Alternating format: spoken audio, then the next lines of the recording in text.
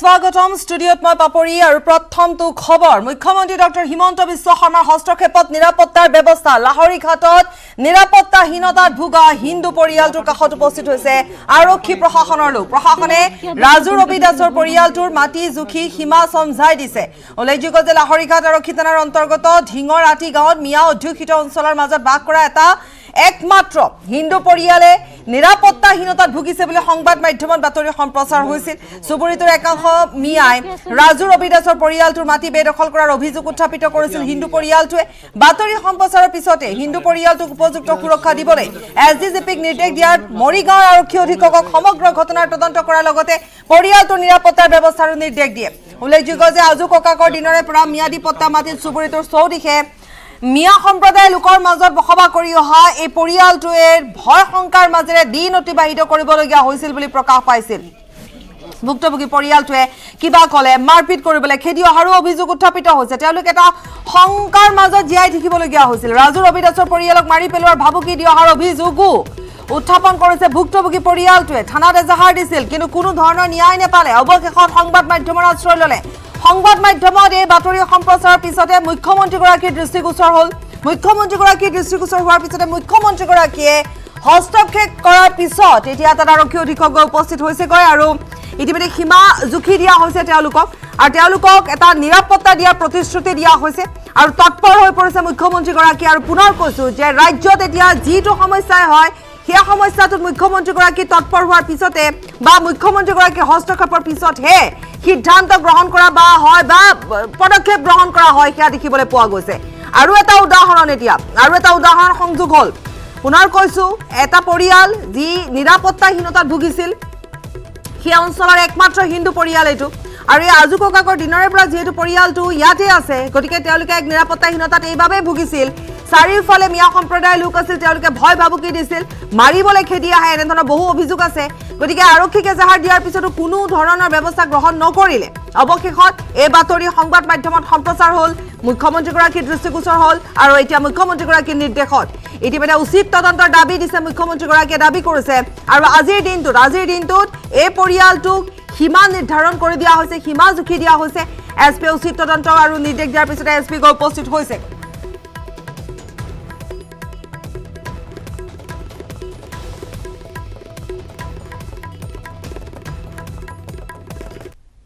এইখিনি মই প্ৰাপ্যখিনি মই পাব লাগে আৰু মোক নিৰাপত্তা লাগে মানে মাৰপিটৰ বহুত ভাবুকি আহি আছে আজি এমাহ ধৰি মানে একদম বহুত ভাবুকি আহি আছে বজাৰতো এনেকা মানে মাৰপিট কৰিম বুলি মানে ভাবি পেলাই মাৰপিট কৰিবই মই যেনে তেনে চাইকেল লৈ মানে আৰু ৰৈ থকা নাই গুচি আহিলোঁ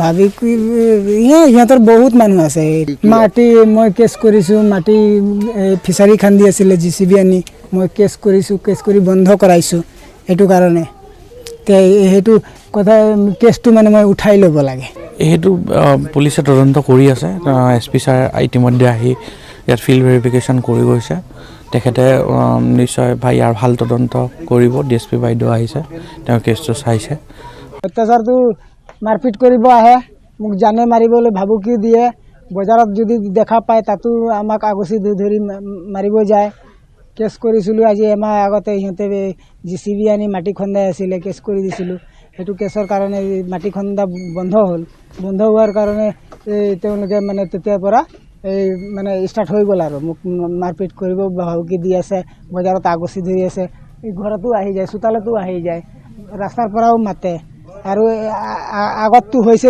আগততো বহুত ঘটনা হৈছে ঘৰ জ্বলাই আৰু এই সন্দৰ্ভত আমাক আৰু অধিক জনাব আমাৰ সাংবাদিক পৱনজ্যোতি ডেকাই লাহৰীঘাটৰ যি ঢিঙৰাটি গাঁও এই ঢিঙৰাটি গাঁৱত আচলতে ভূমি বিবাদক লৈ এটা অপৰিস্থিতিৰ সৃষ্টি হয় আৰু এই পৰিৱেশৰ পিছতে আচলতে সংবাদ মাধ্যমত বিভিন্ন ধৰণৰ বাতৰি প্ৰচাৰ কৰা হ'ল আৰু সংবাদ মাধ্যমৰ বাতৰি সম্প্ৰচাৰ হোৱাৰ পিছতে আচলতে অসমৰ মুখ্যমন্ত্ৰী হিমন্ত বিশ্ব শৰ্মাই আচলতে টুইটৰ যোগে সমগ্ৰ ঘটনাক পৰ্যবেক্ষণ কৰিবৰ বাবে আৰক্ষীক অনুৰোধ কৰে আৰু সেই অনুটোৰ পিছতে আচলতে সমগ্ৰ প্ৰক্ৰিয়া এতিয়া বেলেগলৈ ঢাল খাইছে কিয়নো যি ভূমি বিবাদ সেই ভূমি বিবাদক লৈ আচলতে এক অপ্ৰীতিকৰ পৰিস্থিতিৰ সৃষ্টি হৈছিল আচলতে যি ঘৰ হিন্দু মানুহ সেই হিন্দু মানুহক আচলতে বিভিন্ন ধৰণৰ ভয় ভাবুকি দিয়া বুলি আচলতে লাহৰীঘাট আৰক্ষীত অৱগত কৰিছিল আৰু অৱগত কৰাৰ পিছতে সমগ্ৰ দৃশ্য সলনি হৈছে আৰু এই মুহূৰ্তত আমি এটা কথা ক'ব লাগিব যি ভূমি সেই ভূমি আচলতে সঠিক জোখমাখৰ বাবে লাহৰীঘাট যি চক্ৰ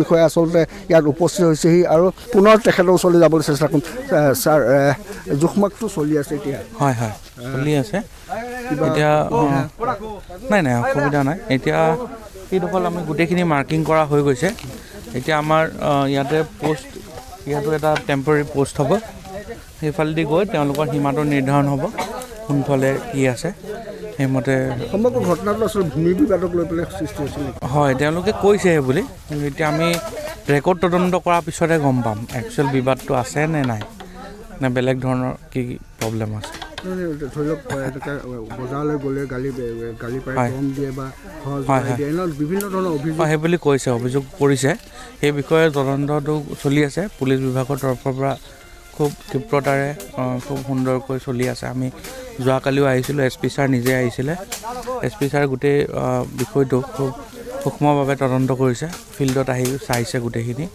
আৰু আমি আশা কৰিছোঁ যে তেওঁলোকে অতি সোনকালে উচিত ন্যায় পাব নিশ্চয়কৈ আপোনাক ধন্যবাদ জ্ঞাপন কৰিলোঁ হয় নিশ্চয়কৈ আচলতে যি হিমন্ত বিশ্ব শৰ্মাই আচলতে টুইটৰ পিছতে মুখ্যমন্ত্ৰীগৰাকী হস্তক্ষেপৰ পিছতেই সমগ্ৰ বিষয়টো তৎপৰতাৰে গতি কৰিছে আৰু আমি আশা কৰিছোঁ কম সময়ৰ ভিতৰতে আচলতে যি বিবাদ এই বিবাদটো নিষ্পত্তি হ'ব এফালে গোলাঘাটৰ কৃষি বিষয়াৰ কাৰ্যালয়ত খুমটাইৰ বিধায়ক মৃণাল শইকীয়াৰ সাডেন ভিজিট দীৰ্ঘদিন ধৰি কাৰ্যালয়ত বিষয়াই ঘুষ লোৱাৰ অভিযোগ কৃষকৰ 500 টকা নহলে এটা সহি নিদিয়াৰ অভিযোগ কৃষকৰ যাৰ বাবে বিধায়কগৰাকীয়ে নিজে 500 টকা দি সহি কৰিবলৈ প্ৰপত্ৰ লৈ আহে কৃষকে পাবলগীয়া সকলো সুবিধা কৃষকে নোপোৱাৰো অভিযোগ উত্থাপিত কৰিছে বিধায়কগৰাকীয়ে আৰু বহুদিনৰ পৰা কৃষকসকলে এনে ধৰণৰ কিছু সমস্যাত ভুগি আছিল বুলি জানিব পৰা গৈছে বিধায়কগৰাকীৰ দৃষ্টিগোচৰ হয় বিধায়কগৰাকীয়ে নিজে কৃষি বিভাগৰ কাৰ্যালয়ত উপস্থিত হৈ 500 টকা দি সহি কৰিবলৈ প্ৰপত্ৰ লৈ আহিছে কৃষকে পাবলগীয়া সুবিধা নোপোৱাৰ অভিযোগ আছিল দীৰ্ঘদিনীয়া তাৰ পিছতে বিধায়কগৰাকী তাত উপস্থিত হৈছে গৈ আৰু দীৰ্ঘদিনৰ পৰা যেহেতু বিষয়াসকলে কৃষি বিভাগৰ বিষয়াসকলে ঘুষ লোৱাৰ অভিযোগ আছে আৰু সেই অভিযোগ মৰ্মে তাত উপস্থিত হৈ গৈ বিধায়কগৰাকী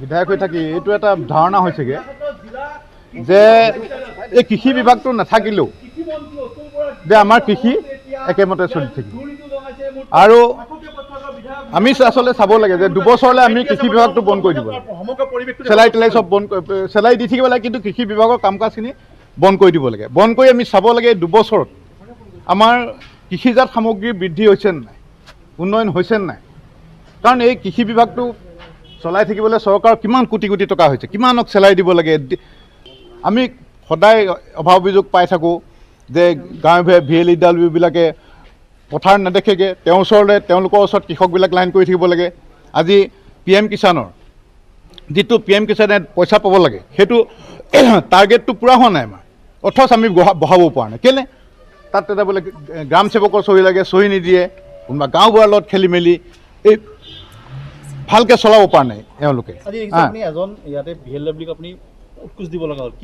সেইটো মই দিছোঁ তেওঁক এটা উদাহৰণ হিচাপে দেখুৱাইছোঁ যে তেওঁ এজন কৃষকক কেইবাদিনো দৌৰাই ফুৰিছে তেখেতে কৃষকজন মোৰ ওচৰত গৈ ক'লে যে মোক চহী এটা লাগে PM কিষাণৰ কাগজখন জমা দিবলৈ কিন্তু নিদিয়ে কয় যে আজি বিজি আছোঁ বিচাৰি নাপায় ফোন কৰিলে ফোন নুঠায় এনেকুৱা ধৰণৰ সেইকাৰণে মই কৈছোঁ যে 2 বছৰমান আমি কৃষি বিভাগটো উঠাই পেলাই চাবলৈ আমাৰ অসমৰ খেতিপথাৰ কেনেকৈ চলি থাকে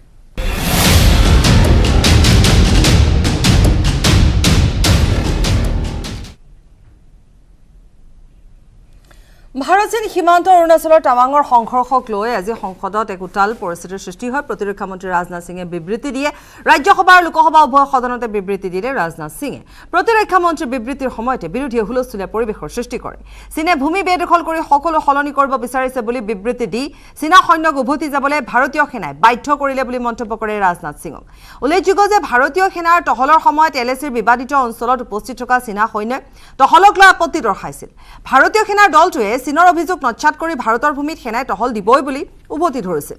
তাকে লৈ দুই পক্ষৰ মাজতে এক সংঘাতৰ সৃষ্টি হয়। আৰম্ভণিতে ভাৰতীয় সেনাৰ যিহেতু সংখ্যাও কম আছিলে, কিন্তু তাৰ পিছতে এটা বেকআপ টিম আহে আৰু দুই পক্ষৰে সেনা সমানেই হৈ যায়, সমান সংখ্যক সেনা হয়। দুই দেশৰ সংঘৰ্ষত কেইবাগৰাকীও অৰ্থাৎ দুই দেশৰে কেইবাগৰাকীও সেনা আহত হৈছে।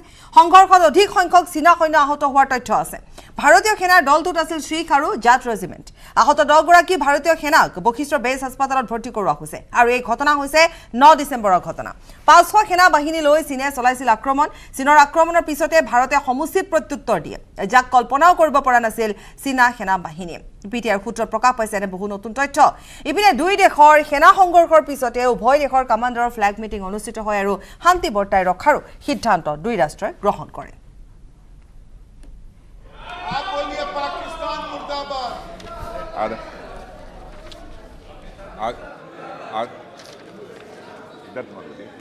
आदरणीय अध्यक्ष महोदय, मैं इस गरिमामयी सदन को अरुणाचल प्रदेश के तवांग सेक्टर में हमारी सीमा पर 9 दिसंबर 2022 को हुई एक घटना के बारे में अवगत कराना चाहूंगा। प्लीज स्टेटमेंट के बीच में नहीं बोलते। नो प्लीज में छुट्टी भी थी। 9 दिसंबर प्लीज 9 दिसंबर 2022 को पीएलए ट्रुप्स ने तवांग सेक्टर के यांगसे एरिया में लाइन ऑफ एक्चुअल कंट्रोल पर अतिक्रमण कर स्टेटस को एक तरफा बदलने का प्रयास किया। चाइना के इस प्रयास का हमारी सेना ने दृढ़ता के साथ सामना किया है अध्यक्ष महोदय, और इस फेस ऑफ में हाथापाई भी हुई है। भारतीय सेना ने बहादुरी से पीएलए को हमारी टेरिटरी में अतिक्रमण करने से रोका और उन्हें उनकी पोस्ट पर वापस जाने के लिए मजबूर कर दिया अध्यक्ष महोदय। इस झड़प में दोनों ओर के कुछ सैनिकों को चोटें भी आई हैं और मैं इस सदन को अवगत कराना चाहता हूं कि हमारे किसी भी सैनिक की न तो मृत्यु हुई है और न ही कोई गंभीर रूप से घायल हुआ है। इंडियन मिलिट्री कमांडर्स के टाइमली इंटरवेंशन के कारण पीएलए सोल्जर्स अपनी लोकेशंस पर वापस चले गए अध्यक्ष महोदय, और इस घटना के पश्चात एरिया के लोकल कमांडर ने 11 दिसंबर 2022 को अपने चाइनीज काउंटर पार्ट के साथ स्थापित व्यवस्था के तहत एक फ्लैग मीटिंग की और इस घटना पर चर्चा की। चीनी पक्ष को इस तरह के एक्शन के लिए मना किया गया और सीमा पर शांति बनाए रखने के लिए कहा गया। इस मुद्दे को चीनी पक्ष के साथ कूटनीतिक स्तर पर भी उठाया गया है। अध्यक्ष महोदय, मैं इस सदन को आश्वस्त करना चाहता हूं कि हमारी सेनाएं हमारी भौमिक अखंडता को सुरक्षित रखने के लिए पूरी तरह से प्रतिबद्ध हैं और इसके खिलाफ किसी भी प्रयास को रोकने के लिए सदैव तत्पर है हमारी भारत की सेना। और मुझे विश्वास है कि यह सदन हमारी सेनाओं की वीरता और साहस को एक स्वर से समर्थन देगा। और अध्यक्ष महोदय, मैं पूरी तरह से आश्वस्त हूं कि यह संसद बिना किसी संशय के भारत की सेना की क्षमता, शौर्य, पराक्रम व प्रतिबद्धता का भी अभिनंदन करेगा। धन्यवाद अध्यक्ष महोदय। आदरणीय उपसभापति महोदय, मैं इस गरिमामयी सदन को अरुणाचल प्रदेश के तवांग सेक्टर में हमारी सीमा पर 9 दिसंबर 2022 को हुई एक घटना के बारे में अवगत कराना चाहूंगा। उपसभापति महोदय, 9 दिसंबर 2022 को चाइनीज पीएलए ट्रुप्स ने तवांग सेक्टर के यांगसे एरिया में लाइन ऑफ एक्चुअल कंट्रोल पर अतिक्रमण कर स्टेटस को एक तरफा बदलने का प्रयास किया। चाइना के इस प्रयास का हमारी सेना ने दृढ़ता के साथ सामना किया। उपसभापति महोदय, और सदन को यह भी बताना चाहूंगा, इस फेस ऑफ में हाथापाई भी हुई और भारतीय सेना ने बहादुरी से पीएलए को हमारी टेरिटरी में अतिक्रमण करने से रोका और उन्हें उनकी पोस्ट पर वापस जाने के लिए मजबूर कर दिया। इस झड़प में दोनों ओर के सैनिकों को कुछ चोटें आई हैं। उपसभापति महोदय, मैं इस सदन को यह बताना चाहता हूं कि हमारे किसी भी सैनिक की न तो मृत्यु हुई है और न ही कोई गंभीर रूप से घायल हुआ।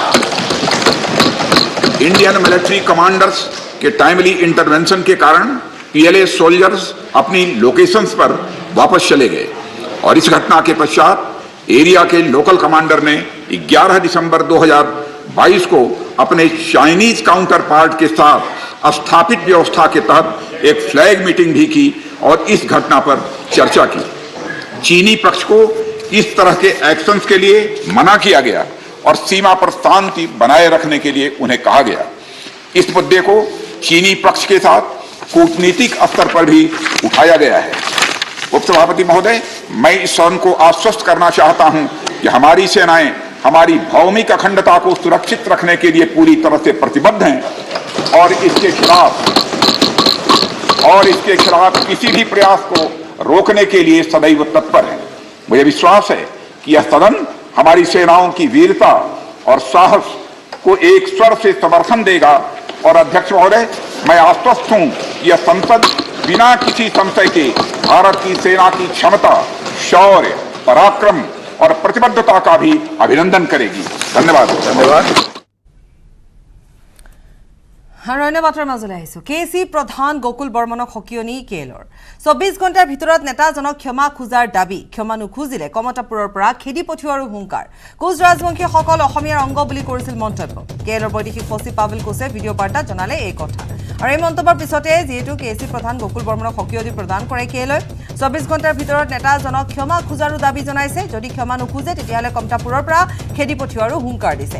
কোচ ৰাজবংশীসকল অসমীয়াৰ অংগ বুলি মন্তব্য কৰাৰ পিছতে এনেধৰণে प्रतिक्रिया व्यक्त কৰিছে আৰু পাভেল কোচে ভিডিঅ' বাৰ্তা জনালে এই কথা।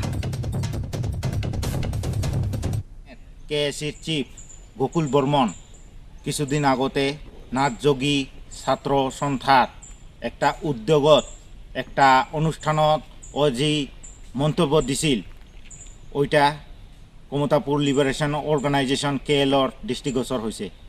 কোচ রাজবংশী জাতি বলে অসমীয়া জাতি 24 আৱাৰ্ছ দেওয়া হল কেএলৰ তৰফে থাকি 24 আৱাৰ্ছৰ ভিতৰত কোচ কমতাপুৰবাসীৰ ওচৰত চৰি ক'ব লাগিব আৰু অন্যথা এতে এই কোচ কমতাপুৰৰ মাটিত কোনো স্থান নাই।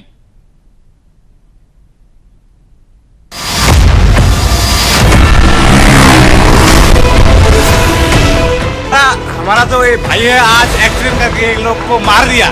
10 मिनट के अंदर पुलिस थाने से निकल के आए।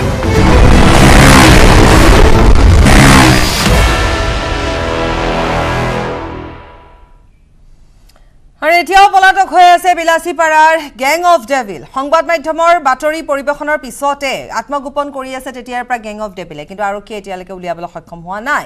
উদণ্ড যুৱকৰ বাইকৰ খুন্দাত বৃদ্ধ মহিলাৰ মৃত্যুৰ পিছতে সামাজিক মাধ্যমক এক ভিডিঅ' বাৰ্তা দিয়ে, যি ভিডিঅ' বাৰ্তা কালি আমি দেখুৱাইছিলোঁ আৰু এই ভিডিঅ' বাৰ্তা যথেষ্ট ভিডিঅ' বাৰ্তাক লৈ প্ৰতিক্ৰিয়াৰ সৃষ্টি হৈছিল। বিলাসীপাৰা গেং অফ ডেভিল সদস্যকেইটা ক্ৰমে আমি নামকেইটা কৈ দিছোঁ।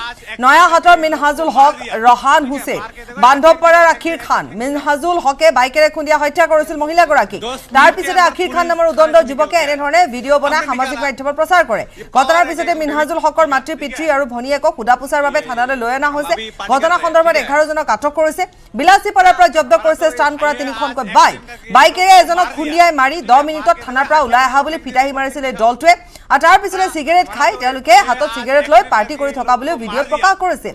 হত্যা কৰি হাঁহি ধেমালি আৰু চিগাৰেট জ্বলাই সামাজিক মাধ্যমত ভিডিঅ' ভাইৰেল কৰা ঘটনাক লৈ বিলাসীপাৰাৰ সচেতন মহল হতভম্ব হৈ পৰে। এতিয়া প্ৰশ্ন হৈছে যে মানুহ হত্যা কৰি কেনেদৰে থানাৰ পৰা 10 মিনিটত ওলাব পাৰিলে আৰু এতিয়া আৰক্ষীয়ে কি কৰি আছে? সম্পূৰ্ণ বহুত ঘণ্টা পাৰ হৈ যোৱাৰ পিছতো আৰক্ষীয়ে এতিয়ালৈকে কিন্তু ধৰিব পৰা নাই এই উদণ্ড ল'ৰাকেইটাক।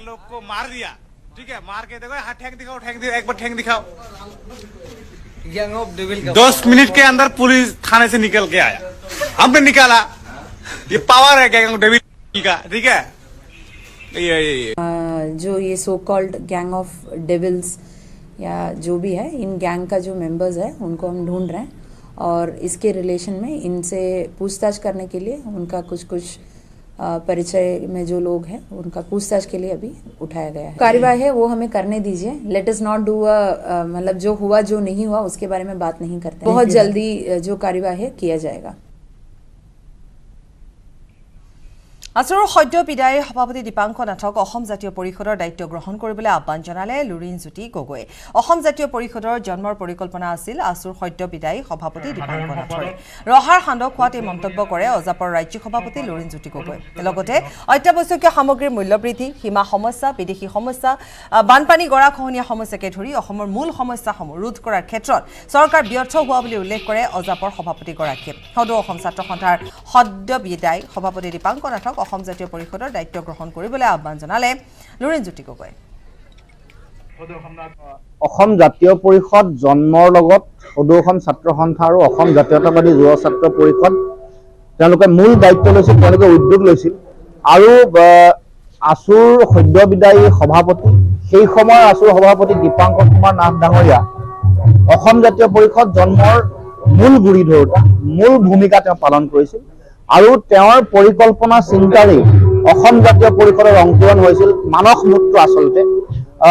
বিশেষকৈ কা বিৰোধী গণ আন্দোলনৰ সময়ত তেওঁৰ যিটো চিন্তা দৃষ্টিভংগী, তেওঁৰ যিটো অসমৰ সমাজ জীৱনত বিপন্ন জাতীয়তাবাদ, বিশ্বাসঘাতকতা আৰু প্ৰতাৰণাৰে সমাজখনক এটা ভয়ংকৰ ভৱিষ্যতৰ মাজলৈ ঠেলি দিয়া যিবোৰ ভণ্ড জাতীয়তাবাদী, সেইসকলৰ বিৰুদ্ধে তেওঁ এটা শক্তিশালী স্থিতি গ্ৰহণ কৰিছিল আৰু যাৰ ফলশ্ৰুতিতে অসম জাতীয় পৰিষদৰ জন্ম হৈছিল।